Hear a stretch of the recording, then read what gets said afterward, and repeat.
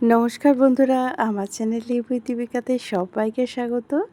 আজ আমার মায়ের রান্না দেখাচ্ছি। চিকেন কিভাবে মা একদম সিম্পলভাবে চিকেনের কারি বানায়, আর খেতে কিন্তু দুর্ধর্ষ সুন্দর লাগে। কোনো সেরকম মশলা দেয় না, হয়তো মায়ের হাতে ছোঁয়া পায় বলে এতটা টেস্টি হয়।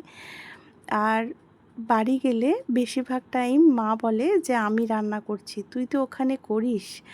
এরপর দেখো কড়াইয়ের মধ্যে গোটা গরম মশলা ফোড়ন দিয়ে পেঁয়াজ কুচি দিয়ে দিয়েছে। মা নিজে খায় না, কিন্তু আমাদেরকে রান্না করে দেয়।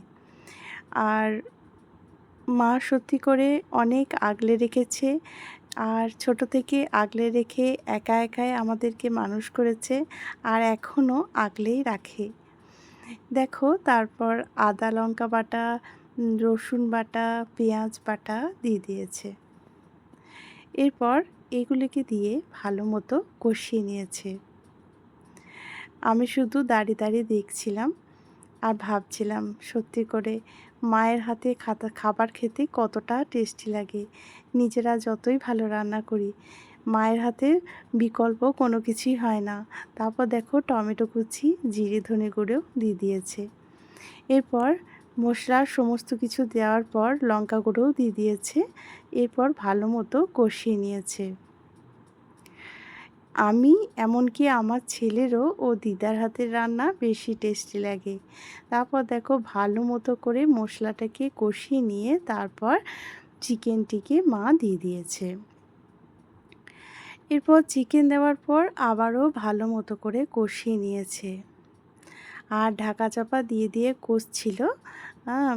তাই আরও টেস্টি লাগছিল, আর সিদ্ধ হয়েছিল ভালো। দেখো ঢাকা দিয়ে দিল, তারপর আবারও ঢাকা খুলে নিয়েছে। আর এরপর ওই ঢাকা দিয়ে দিয়ে খুলে খুলে এইভাবে কষিয়ে নিয়েছে। তারপর ভেজে রাখা আলুগুলিকে দিয়ে দিয়েছে। এরপর আলু দেওয়ার পর আবারও ভালো মতো কষিয়ে নিয়েছে।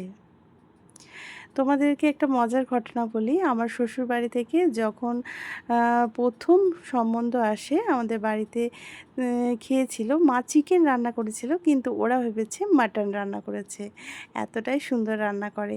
তারপর দেখো পরিমাণ মতো নুন দিয়ে দিয়েছে, আর শেষে গরম মশলা গুঁড়ো দিয়ে দিয়েছে। গরম মশলা গুঁড়ো দেওয়ার পর একটু নাড়াচাড়া করে নেয়, তাহলে কি হয় ওই গরম মশলার উগ্র গন্ধটা ওঠে না।